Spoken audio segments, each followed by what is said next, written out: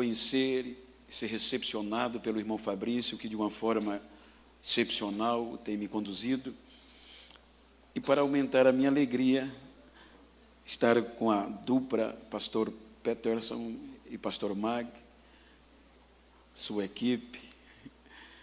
Eu os tenho em estima de filhos do coração, pois tenho uma amizade considerável e recíproca com o pastor Adelino, vosso pai, e há anos que nós gozamos desta amizade familiar.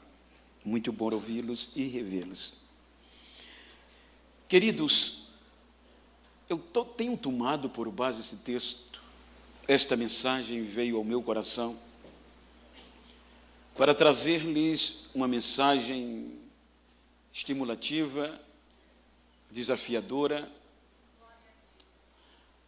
tendo em vista os dias que vivemos. Nesta mensagem, eu quero ater-me que é impossível separar o fracasso do sucesso. E para isso, eu gostaria de tomar esta história que nos dá uma lição excepcional para tirar lições do erro.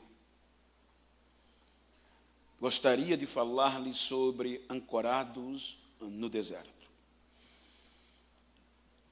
Quando estava de joelho, meditando esta palavra, o Espírito Santo, que fala por nós, por sentimentos, me deu esta mensagem para transmitir esta noite para vocês, porque primeiro veio para mim. Quando nós analisamos o contexto, nós encontramos um projeto propositalmente levantado por Deus em um momento adverso da história dos filhos de Israel. Os irmãos hão de convir que o texto ele faz menção de um início que parecia ser tudo promissor. Nós sabemos a história dos filhos de Israel, nós sabemos biblicamente a sua origem, nós percebemos no contexto bíblico as adversidades enfrentadas, mas sobretudo aqui.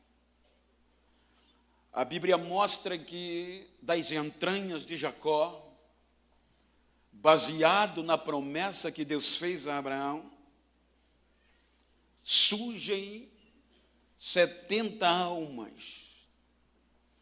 70 almas que sobreviveram à fome causticante.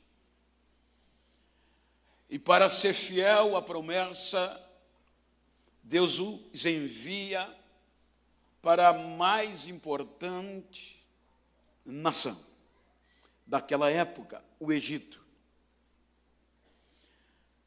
Os irmãos observem que Deus já havia preparado o terreno, Deus já havia preparado todo o contexto para a sobrevivência do seu povo. Quando nós analisamos o contexto bíblico, nós percebemos os hebreus chegam no Egito. E os irmãos hão de convir que o texto nos mostra que a chegada do povo foi a melhor possível. Observe como tinha tudo para dar certo, como estava tudo caminhando dentro dos pormenores desejáveis. O povo, o projeto Israel, vai ser escoltado pela caravana egípcia, vai ser escoltados para o Egito pelos soldados egípcios em status de honra. Vejam que quando José vai encontrar Jacó, possamos, ou digamos, o Egito recebeu Israel em aplausos pelos feitos de José. Depois de serem recebidos de forma excepcional, vão observarmos a sua estada no Egito. A melhor terra para o que o povo era especialista. Faraó, o rei em vigência, dá a terra boa para se desenvolver o agronegócio.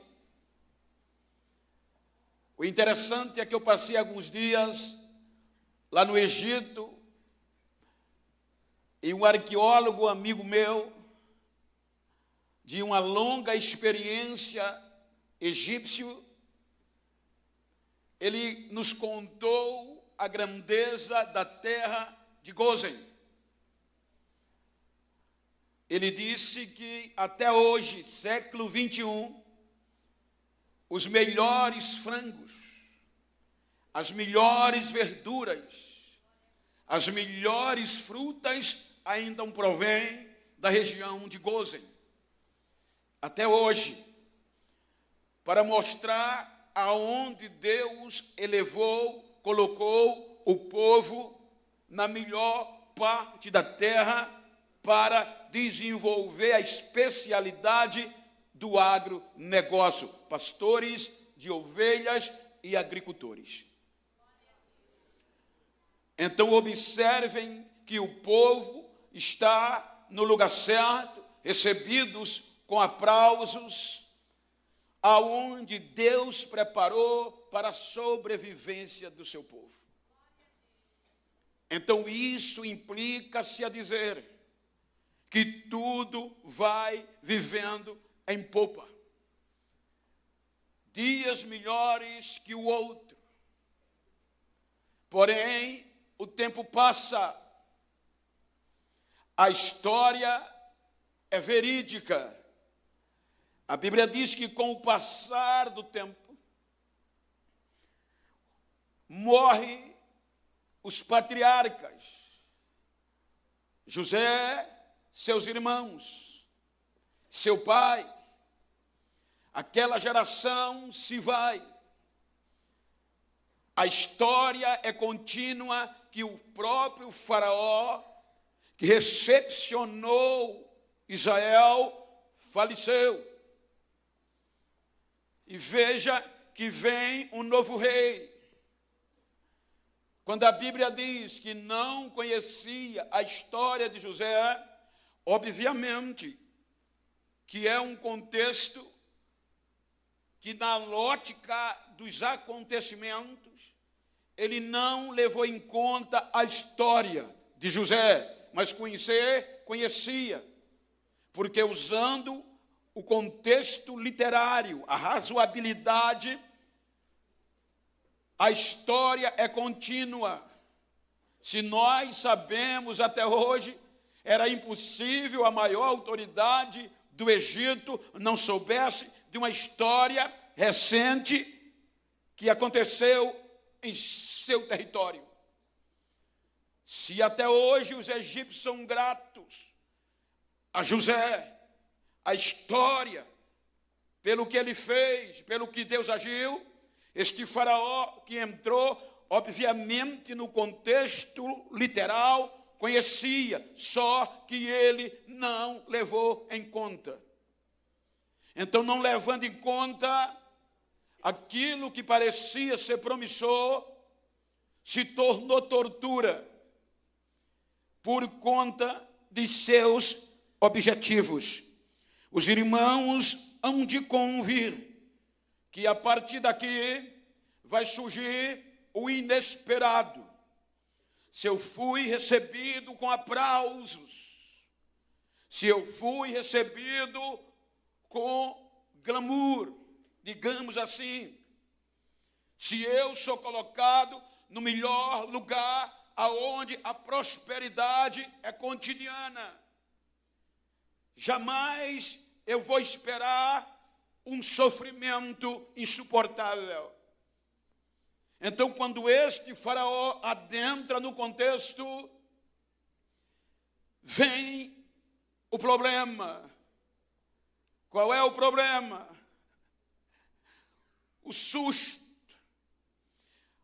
a contabilidade, aquilo que parecia ser promissor, se tornou uma ameaça. E isto é notório do ser humano. Observe que até hoje, século 21, com toda a modernidade, quando alguém começa a se destacar, se torna ameaça. Observe que isto é comum até hoje. Foi aqui que Deus elevou o seu povo.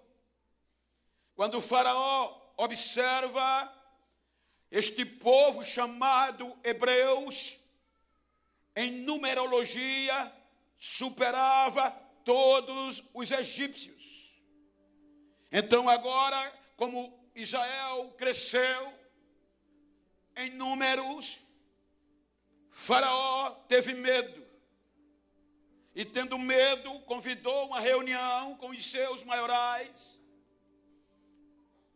e vai contextualizar. Observem que a Bíblia diz que a primeira ação que ele faz e sanciona é diminuir o povo. Porque ele cita, este povo é mais numeroso que nós. Se nós não tomarmos providências, em uma rebeldia, ele toma o nosso país. Então vamos agir enquanto podemos. E vamos fazer o quê? Diminuir o povo. E como se faz isso? Se você ler o versículo 8 ao 9, você vai entender. O texto diz, do mesmo livro, capítulo 1, versículo 8 ao 10. Então se levantou um novo rei sobre o Egito, que não conhecia José. Este conhecer é conviver, é face a face. Ele não conhecendo José, menosprezou a história.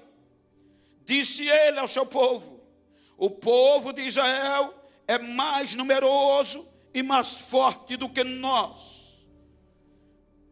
Eia, atenção, usemos de astúcia para com ele, para que não se multiplique, e vindo a guerra, ele se junte com os nossos inimigos e pelejem contra nós e saiam da terra.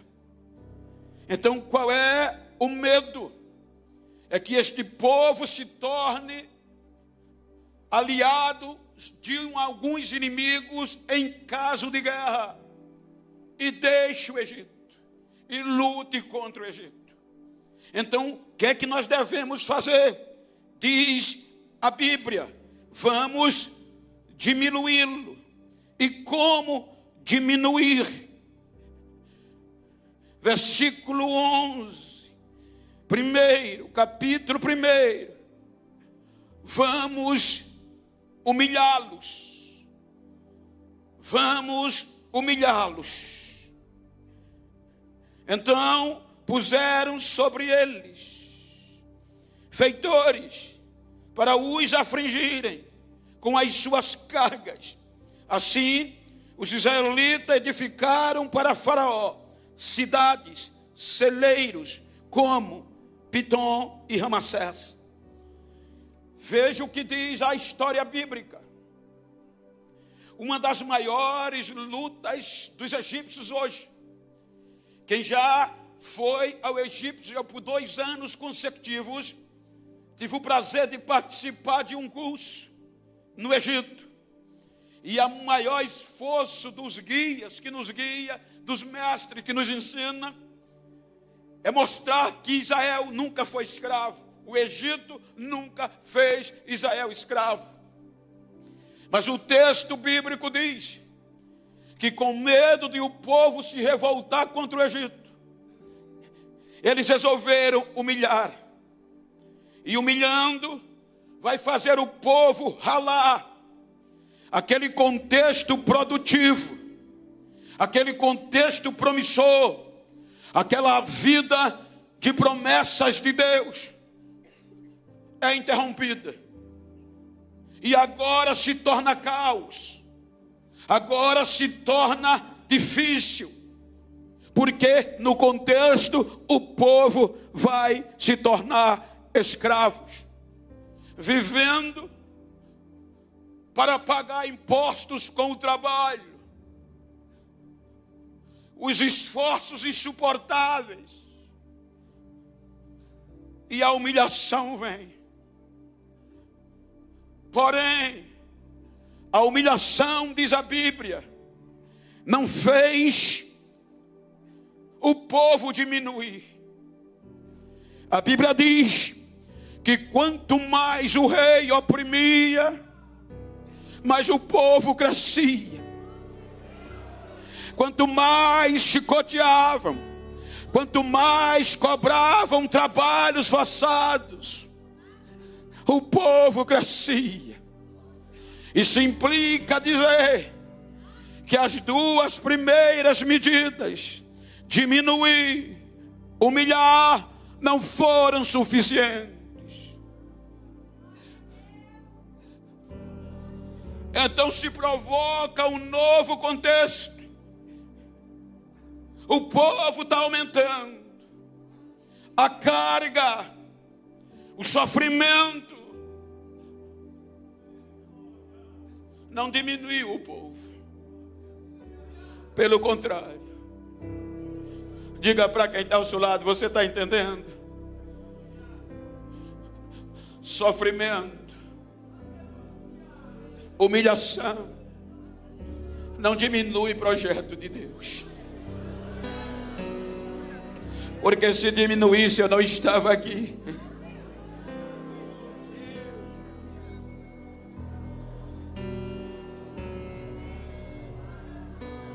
Porque quantas vezes os meus tímpanos não ouviram que eu jamais pregaria no sul. Porque eu sou preto. Hoje, todos os dias, eu recebo o convite do sul.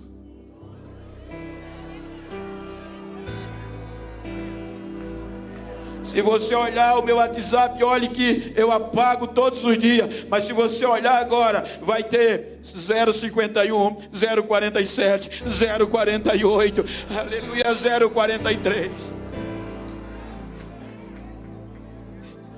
Quanto mais humilhava, o projeto crescia. Quanto mais apertava, o projeto crescia.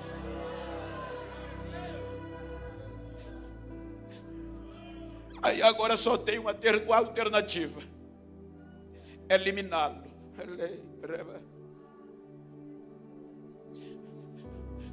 E para eliminá-lo, vamos usar a morte. O último e o mais difícil requisito. Então Faraó, a maior autoridade, não foi qualquer pessoa, foi o rei, a divindade para os egípcios. Vamos eliminar todos os que nascerem do sexo masculino. Porque se nós eliminarmos no nascimento, eles não crescem. Todas as crianças, sendo do sexo masculino, têm que ser jogados ao rio Nilo.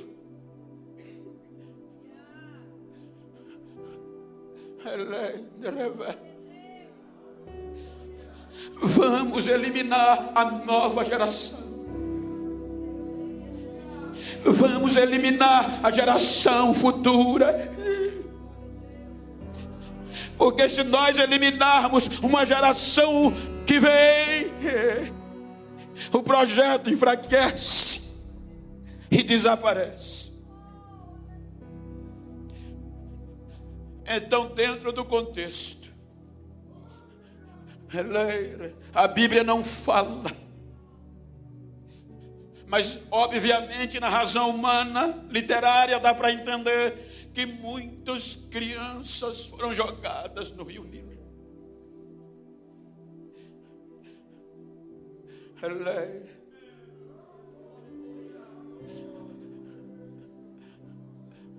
Deus usa quem Faraó pensava que não ia usar. As parteiras. E aqueles que elas podiam salvar, elas davam jeito. A notícia chega a Faraó. Não está funcionando. O projeto de eliminar a nova geração não está funcionando.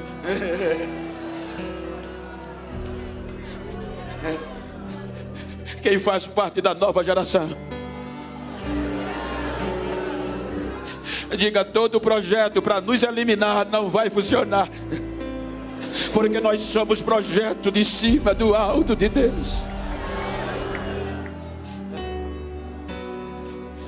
O que é que está acontecendo?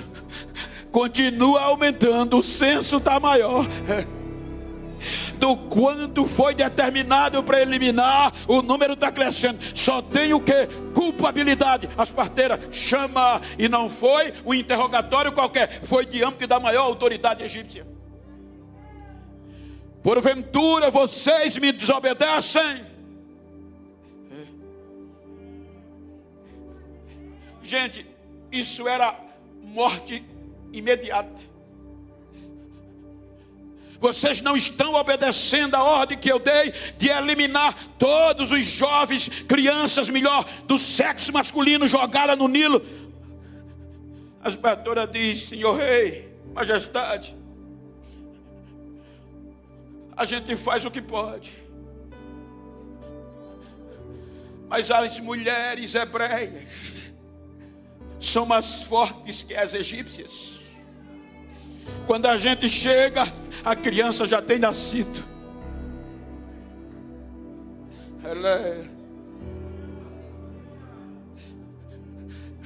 E já que não dá para eliminar, vou oprimir. Voltem, sejam mais rígidas. Aí começa o capítulo 2. Veja que a Bíblia diz que um levita, casado com uma mulher levita, da descendência de Levi, Arão e Joquebede, tem um filho. A Bíblia traz as características, os adjetivos dele: muito bonito. E a ordem era eliminar. A sanção de Faraó estava em vigência. Tem que ser jogado no rio. Veja que agora vai entrar anonimamente. O menino nasce. E não é aleatório. É um projeto específico de Deus. A mãe olha e vê as características e diz: ele é lindo demais. Eu não vou ter coragem de entregá-lo para ser jogado nele. É nesse pressuposto que eu acredito que mesmo crescendo, mas muitos foram jogados. Porque a Bíblia, a mãe diz, não tem coragem de jogá-lo no Nilo, porque ele era bonito demais. Esta era a razão da mãe. Então, quando a Bíblia diz que ela chama com toda a síntese do texto, prepara um cesto, olhe se não é Deus, chama a irmã mais velha Miriam, prepara todo o cesto e diz: eu não vou ter coragem de jogá-lo nas águas, eu vou colocá-lo num cesto protegido por águas. E como o rio Nilo é a vida dos egípcios, e principalmente na época, porque tudo do Egito está voltado para o Nilo, e sobretudo na época, volto a dizer, só para os irmãos terem uma ideia, o maior pecado de um egípcio na época era contaminar as águas do rio Nilo. Era maior e mais punitivo do que matar alguém. Diz a arqueologia e a história que eu aprendi lá, que para se banhar nas águas do Nilo, de tão sagrado que ele era, os homens usavam preservativos para não contaminar as águas do Nilo. Então, como a geração dos hebreus em vigência no texto, nasceu no Egito, cresceu no Egito, desenvolveu no Egito, a cultura egípcia estava impregnada dentro deles, e eles conheciam pormenor por pormenor, porque até aqui eles não tinham relacionamento íntimo com o Deus de Abraão, eles não viam face a face. Então, como o rio era tido por sagrado, ela prepara a única fonte de vida no termo água, porque a ordem de jogar no Nilo era um tipo de sacrifício. Aí ela pega o menino sem nome, a Bíblia chama de bebê. Veja que ele entra como anônimo. Ela pega o bebê, nas versões mais tradicionais, como contemporânea, coloca no cesto e joga no rio. Eu tive o prazer de, por 2 vezes, jantar nas águas do rio Nilo. É excepcional, é emocionante. De, aparentemente, você chegar no lugar que o cesto foi jogado. Então imagina se não é um projeto de Deus.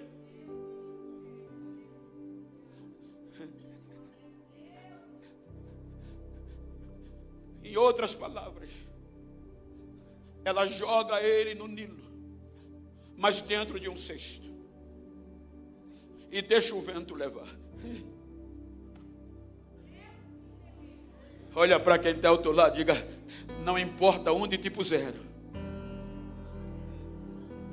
se é projeto de Deus, deixa o vento levar, que vai dar certo.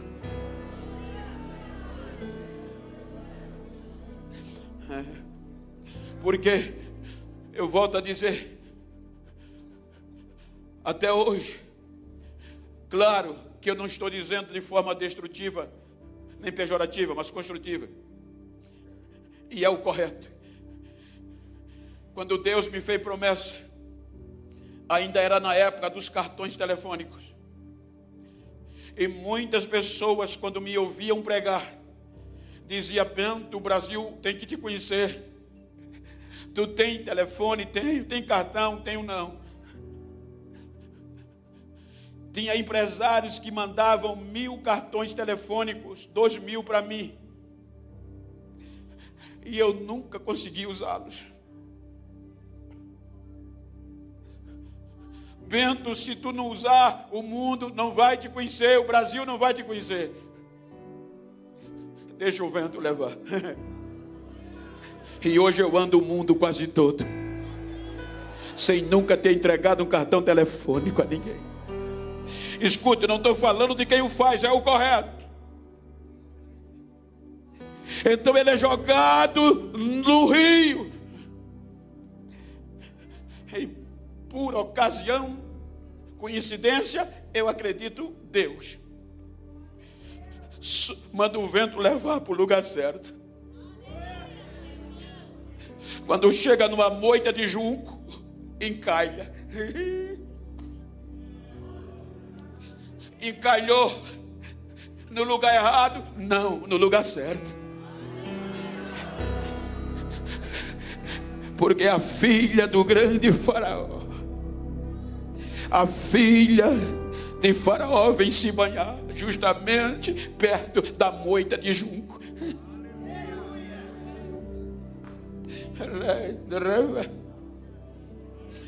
As suas servas começam a caminhar na beira do Nilo, justamente perto do junco. E houve um choro. Eu tinha o pastor José Antônio, era o meu pastor presidente, saudosa memória. Veja que precisou o menino chorar. Elas ouviram o choro do menino. Ele contava uma história que a gente tem que aproveitar as oportunidades. Aí ele disse que houve uma guerra entre dois países. E quando acabou a guerra, ficaram os feridos e os cadáveres. Então o comandante mandou um médico com uma carroça e os animais puxando para recolher cadáveres e quem estava vivo socorrer. O médico examinava, chegava para saber se a pessoa estava ferida, mas vivo. Ele balançava as pessoas, dava chute, tocava a varinha. Se a pessoa não reagisse, ele dava ordem: está morto. Os soldados pegavam e jogavam na carroça. Ele fazendo assim, chegou em um determinado, o médico chutou, mexeu e ele não reagiu. O médico disse: está morto, e passou. Os soldados vieram atrás, jogaram na carroça. Quando ele caiu na carroça, ele disse: eu estou vivo. Os soldados disseram: você quer saber mais do que o médico? Ou seja, ele chorou na hora errada. Tarde demais. Então olha para quem está ao teu lado. Tem hora que a gente precisa chorar na hora certa, reagir na hora certa. A carrocinha passa. Então a Bíblia mostra que ouviram o choro do menino e chegou na filha de Faraó, a princesa. E quando o menino vem, veja, começou como bebê, anônimo. Ela vê e se apaixona. E Miriam, de olho. Ninguém é alguém sem outro. Nunca bata no peito e acha que pelos seus você é. Não, somos alguém por causa de outrem.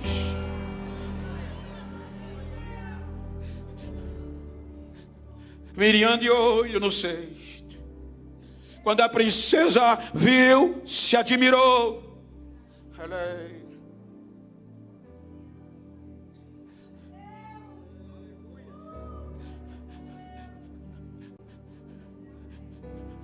E não coloca nome no menino.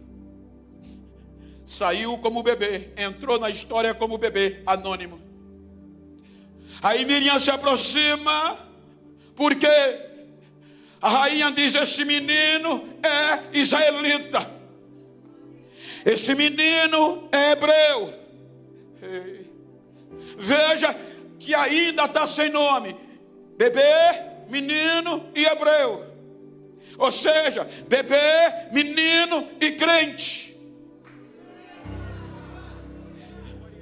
Aí Miriam chega e diz: eu conheço uma mulher hebreia que está com o seio cheio de leite. Quer que eu leve para ela dar de mamar o menino? A princesa diz: melhor, leve-o, o menino, entrega a ela, e eu vou pagar um salário. vou pagar para ela cuidar dele e criar. Veja se não é um projeto de Deus.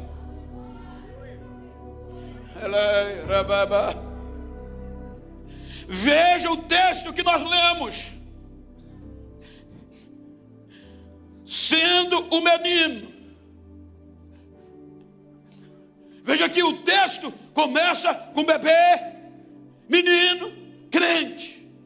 Vem ser criado na casa da própria mãe e do próprio pai. Criado no meio dos crentes. Filho de levitas. Filho de sacerdotes.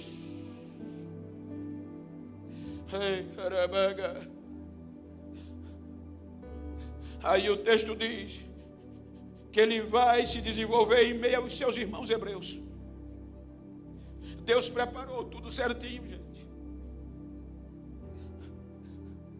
Aí o texto diz, sendo o menino já grande. Ou seja, vamos partir do pressuposto, adolescente. Sendo o menino já grande. A filha de Faraó não esqueceu.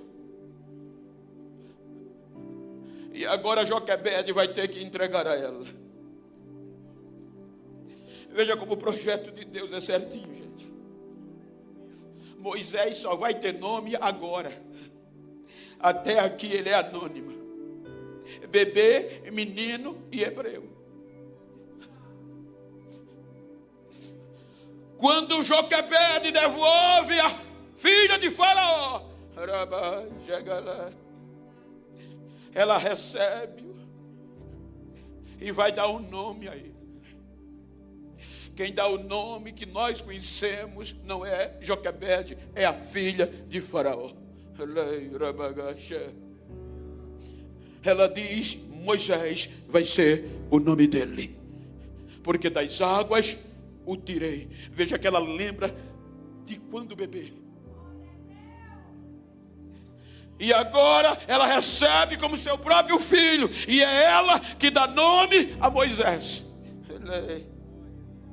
E na cultura o nome queria dizer muitas coisas. Veja que o próprio Deus vai reconhecer o nome que ela colocou no menino. Ela coloca o nome no menino. E o menino vai se formar. O menino vai crescer para suceder o avô na ótica da paternidade adotiva. Moisés, já grande, vai ter acesso às melhores faculdades. Eu não estou falando por história, eu estou falando de faculdades porque eu estudei lá este contexto. Os historiadores egípcios dizem que Moisés, já grande, foi colocado nas melhores faculdades do Egito, em Mênfis, Heliópolis. As melhores faculdades do Egito estavam lá. Diz os historiadores egípcios que ele era tão protegido, que ele tinha seguranças. Estudava com segurança o acompanhando. Dormia em linhos egípcios. O melhor que um aluno poderia ter, ele teve. Moisés estuda protegido, os melhores professores, as melhores faculdades, aprendendo o quê? Tudo concernente ao Egito, porque era um potencial candidato a ser faraó. Aí o texto que a gente leu, sendo Moisés já grande, aí passa o período de grande para homem feito. Veja que está no texto, homem feito, foi o período da formação. Ele estudou a ponto que o próprio Estevão, capítulo 7, versículo 22 de Atos. Olha quantos séculos passaram.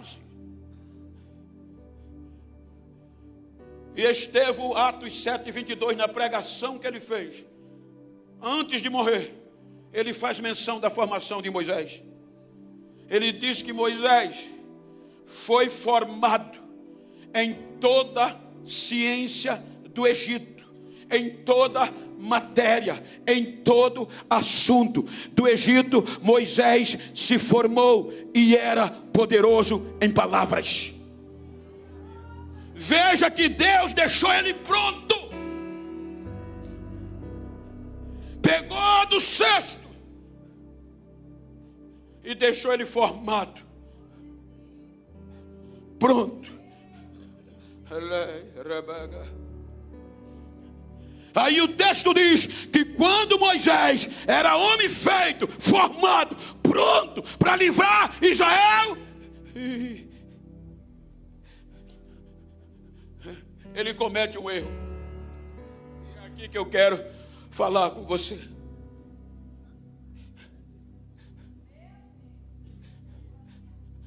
O projeto era para ser perfeito.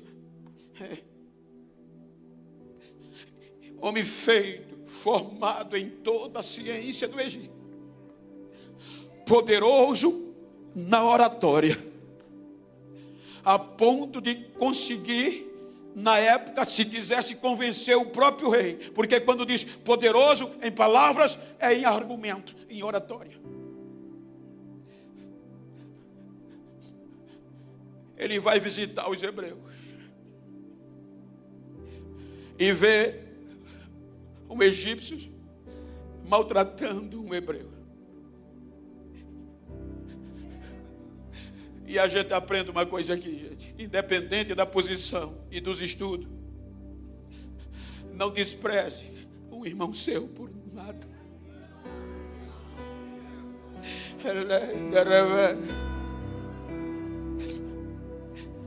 Veja que quando ele se tornou homem grande e formado, ele foi visitar os irmãos e viu o egípcio maltratando um hebreu. E qual era o problema de Moisés? Impossível, pavio curto. Esse era o erro dele. Formado, homem feito, mas era impossível. Era o pavio curto. Não tinha paciência. Quando ele viu aquilo, ele se agitou e matou o egípcio e escondeu na areia. E era um dos maiores crimes do Egito, esconder um corpo na areia, porque para os egípcios, todos os egípcios tinham direito a ser embalsamados. Veja que o erro de Moisés foi a impulsividade. O projeto de Deus não era mandar Moisés para o deserto. O projeto de Deus foi pregar ele de bebê, salvar, proteger, cuidar e formá-lo, deixá-lo pronto. Agora, quando Deus está pronto para usar, Moisés comete um erro. E veja que o texto diz que não foi Deus que mandou ele para o deserto. A gente diz que é necessário, mas na Bíblia não. A Bíblia diz que passando alguns dias, ele vai lá de novo visitar os irmãos. E agora não vê um egípcio e um crente, vê dois crentes discutindo. Aí ele diz: por que você está maltratando o seu irmão? Não é seu irmão? Aí o cabra pensa que eu não vi o que você fez. E o texto, quando a gente lê, diz que ele olhou de um lado para o outro e não viu ninguém e matou o Egito, o egípcio. Mas aí tinha alguém de olho escondido que ele não viu. Tenha cuidado com o que faz. Tenha cuidado. Então a Bíblia diz que ele, ouvindo isso, olha o que o texto diz: foi Deus que mandou ele? A Bíblia diz: e ele, sabendo, não foi automático, que Faraó ficou conhecido, ele fugiu. E fugiu para onde? Para o deserto. O que é que o senhor quer pregar, pastor? Lembra que eu disse que é impossível separar o fracasso do sucesso. Nós estamos vivendo dias de uma nova geração frustrada, porque cometeu erros.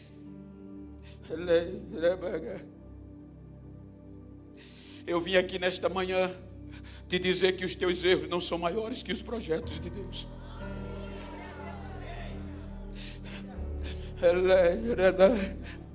Agora o erro de Moisés fez ele se ancorar no deserto.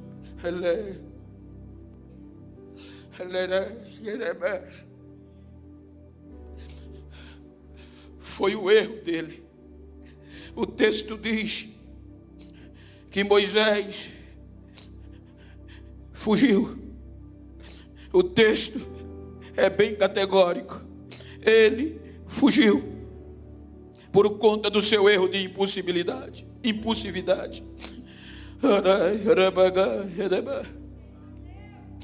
E lá no deserto ele vai ser consumido por conta do seu erro. E veja que o deserto começa a consumir Moisés. O erro de Moisés começa a consumi-lo no deserto. O erro pega uma âncora, joga nele e o lança no deserto.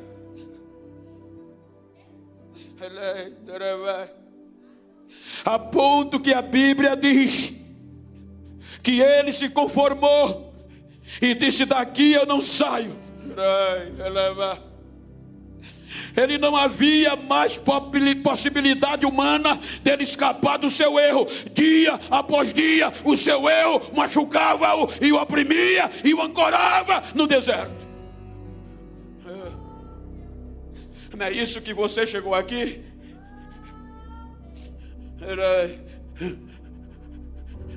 Tem muita gente frustrada por conta de erros.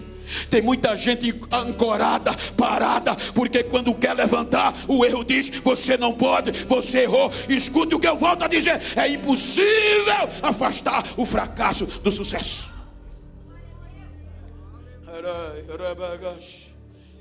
Conta-se uma história que um diretor de uma grande empresa, banco, aquele diretor ficou velho, chamou um dos vice-diretores e disse: eu vou me aposentar e eu escolhi você para ser o meu sucessor. O jovem ficou pasmo, perplexo. Depois de um tempo se refez e perguntou e falou com ousadia ao diretor: eu sempre fui seu admirador pelo seu desenvolvimento na frente desta empresa. Aí ele perguntou ao velho: qual é o segredo do sucesso? Aí o diretor disse: tomar decisões certas, acertadas. Eu alcancei o sucesso porque tomei algumas decisões acertadas. Aí ele repete a pergunta e diz: e como o Senhor aprendeu a tomar atitudes certas, decisões acertadas? O velho diretor baixou a cabeça e disse: eu aprendi tomando algumas erradas. Ele aprendeu a tomar decisões certas, tomando algumas erradas. É impossível separar o erro do sucesso, o fracasso do sucesso. O seu erro não é para deixar você ancorado, parado. Todos os grandes homens de sucesso aprenderam lições com o erro. Eu não vim aqui fazer apologia ao erro, não. Eu vim aqui dizer que você é ser humano, o erro faz parte do sucesso. Você tem que aprender lições com o erro. Sem o erro é impossível acertar. Ele cometeu um erro. Veja que na história dele foi o primeiro erro aqui, por conta do pavio curto, de não se controlar. com todo o conhecimento acadêmico, com toda a estrutura real, ele não comportou-se em um momento a impulsividade. Aí agora o seu erro o leva para o deserto. E Deus diz: agora eu vou deixar ele passar um tempo lá para ver se ele aprende. Aí agora Deus vai usar o erro de Moisés para ensinar uma lição a ele. Ele se conforma no deserto, é amparado, casa, tem filhos.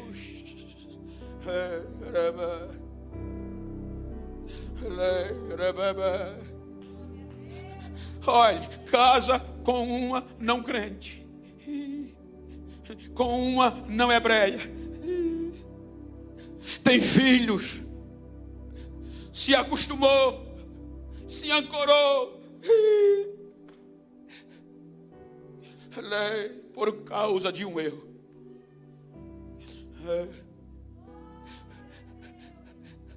E o sofrimento do povo no Egito vai aumentando. E o erro de Moisés, o projeto de Deus para livramento, ancorou no deserto.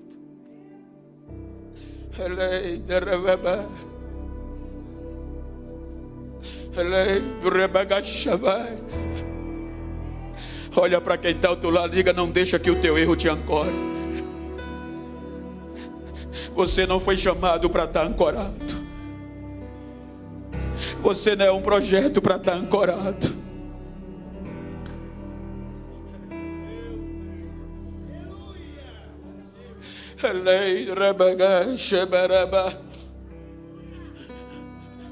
A Bíblia diz que o sofrimento do povo vai aumentando. E o povo no Egito não aguenta e clama a Deus: liberdade. Aí a Bíblia diz que Deus ouviu o clamor do povo. E pensa que Deus foi procurar outro.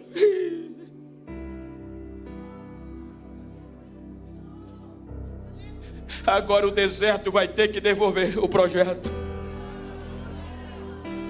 A âncora vai ser quebrada.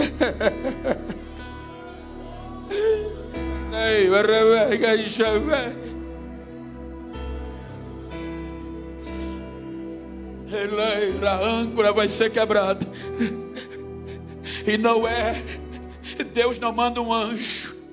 Deus manda um anjo como recepcionista, como chefe de gabinete. Está ele ancorado no deserto, cuidando de ovelha. O projeto não era para cuidar de ovelha, era para libertar o povo do Egito para a terra prometida. Você está entendendo a mensagem? Não deixe os teus erros te ancorar.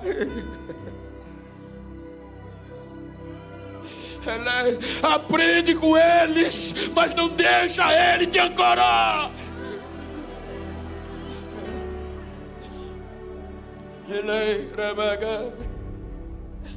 Aí Deus manda o anjo. E o que é que o anjo faz? Ele vai mapear. Já sabia com esse erro, mas o anjo sabia onde Moisés passava com as ovelhas, onde ele voltava, cabisbaixo, o erro consumindo. Aí a Bíblia diz que certo dia ele vem, e o que é que o anjo faz? Toca fogo numa sarça. Deus diz: vai lá e toca fogo na sarça. Eu fiz Israel, Egito, Egito, Israel. São poucas árvores que você vê no deserto. A cássia e a sarça são comuns.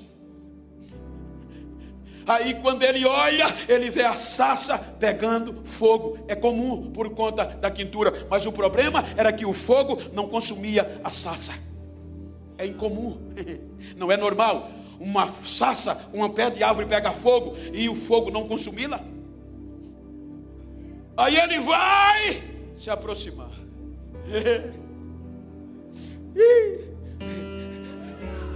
Nesta manhã eu estou com pena do erro que te ancorou. Quando ele vai se aproximando, o anjo sai da frente e o próprio Deus vem. E agora ele não chama menino, ele não chama bebê, ele não chama crente, ele chama pelo nome: Moisés, Moisés, Moisés. Tira a sandália dos teus pés. Aonde você está é lugar santo.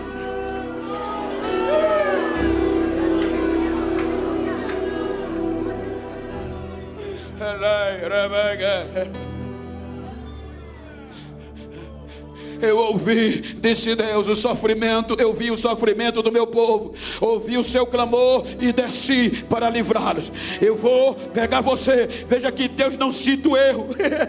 A gente é que se deixa o erro dominar a gente. Deus não cita o erro. Diz: eu vou enviar você a Faraó. Ou seja, eu te chamei no começo para isso. Ele não cita o erro, ele não cita a falha. Ele diz: eu vou te enviar. Eu acredito em você e você vai livrar o povo.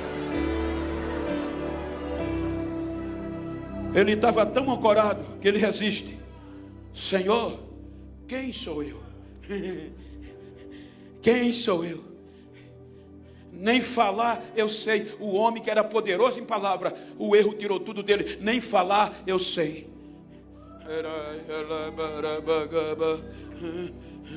Se você nunca falhou, levante a mão.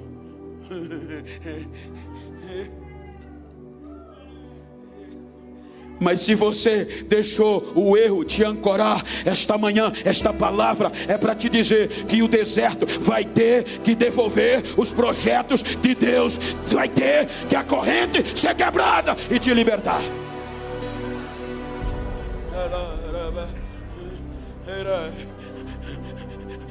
Deus foi lá. Deus não vai desistir nunca de você. O erro não é para te ancorar. Os erros existem para você aprender com eles. Observe que a Bíblia diz: Moisés cometeu erro, Elias cometeu erro, sujeitos à mesma paixão que nós. Davi cometeu erro. Veja que todos cometeram erro. Os heróis do capítulo 11, a carta aos Hebreus, todos cometeram o erro, e Deus colocou eles lá, heróis da fé. Ou seja, o erro não vai te parar.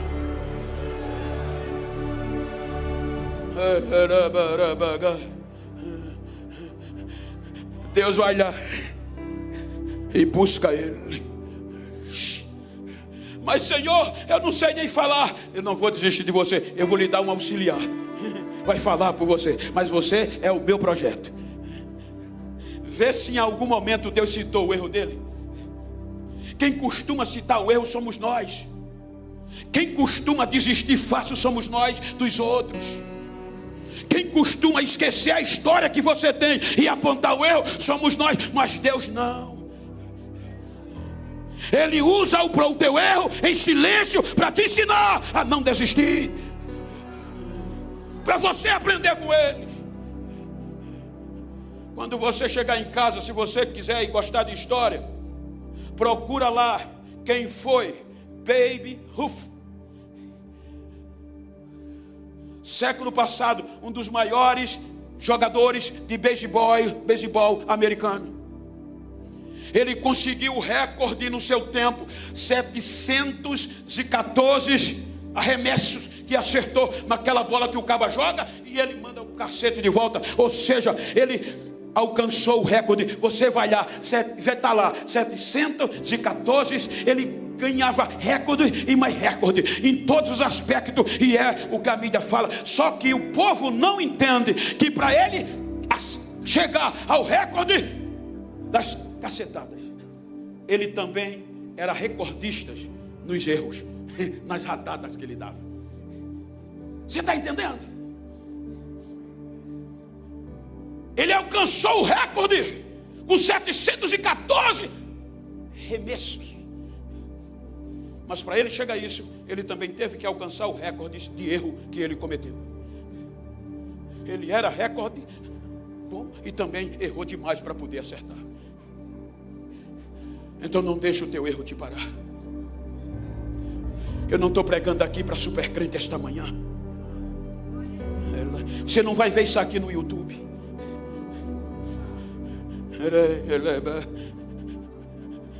Quando eu falei com ele, essa mensagem veio no meu coração.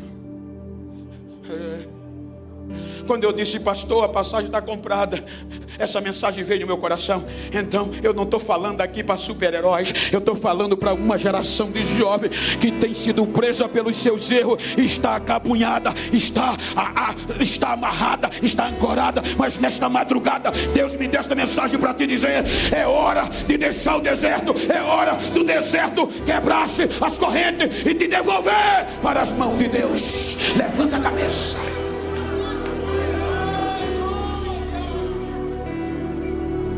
Fique de pé, por favor.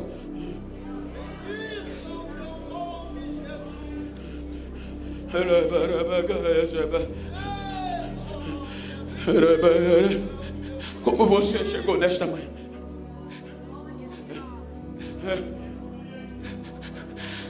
Projetos vão ser devolvidos a Deus.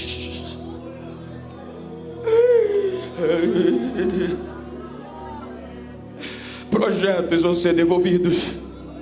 Se você puder, vira para quem está ao teu lado, se for íntimo ou do mesmo sexo. Me ajuda aqui, pastor Ramon, com todo respeito.